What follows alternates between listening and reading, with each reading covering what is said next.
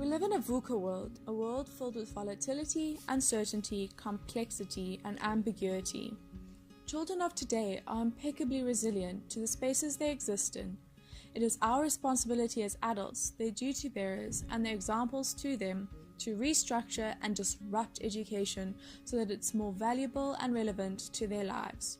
We need to VUCA, be proactive in our communities, and help children to realize their full potential as active citizens with us.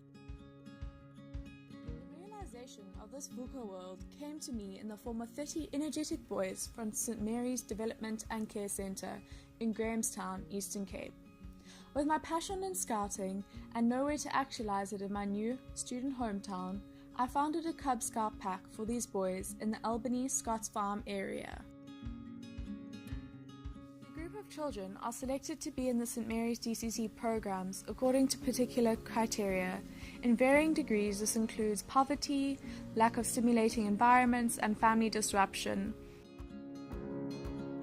The children of Scots Farm are often imaged as problematic children, hardly capable of being agents of change, and they themselves absorb a deficient view, perhaps expressing this challenging behavior in our usual weekly Scout meetings. Scouting has shaped my life over the last 14 years, and I have a strong conviction that Scouting offers learning opportunities in non-formal education.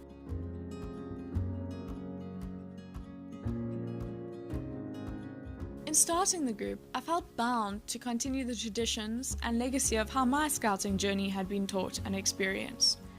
Soon noticing that our group was very different to many Scout groups, and what was being served was irrelevant, European, and the boys just weren't responding positively, I ditched the curriculum and I reverted to my deep passion for alternative education for answers.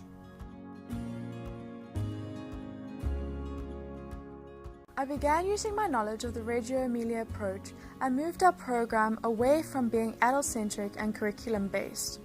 A year later, our children were expressing themselves differently. They boldly announced their opinions and needs in the community through expressive posters on the community centre walls. This initial campaign was preceded by an anti-bullying campaign and a group photo documentary project called Our Stories, and consequently many other projects of active citizens. Our boys were empowered. This process significantly and positively altered their behaviour. They were motivated and cooperation was a norm. The Cubs had stepped up from being receivers of a program and children who were managed by adults to self-initiating and expressive participants. To illustrate the behavioural changes, I'd like to introduce you to Cameron. Upon entering the group 4 years ago, I labelled him a troublemaker. In fact, his nickname amongst his friends was Tsotsi, meaning gangster.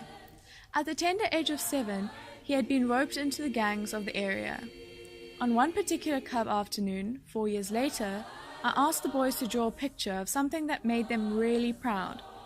Normally, Cameron would disrupt tasks like this, but today he drew quietly and intensely for the full hour. Celebrating this small victory, I walked around to all the children, speaking about their stories and captioning their pictures. Some momentous stories were shared. Ironically, Cameron was taking the longest to complete the task, and on the brink of telling him in frustration to just put it on the wall like the other children, something tuned me into his change, and I halted my decision. This moment of intuition will stick with me as a lesson for a very long time. I later went back to him and asked if I could caption his picture.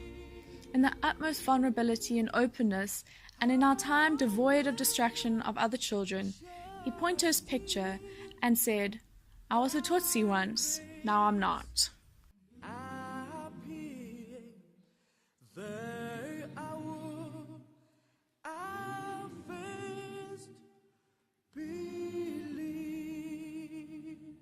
Although Cameron's story is by no means of my sole investment, I do believe his time learning and belonging to the group helped him to realize his worth and potential. The change of Cameron is representative of the group's change during its 4 years' existence. By giving children the agency and independence to choose, and by creating safe spaces to learn and belong and trust, we can fully release their potential.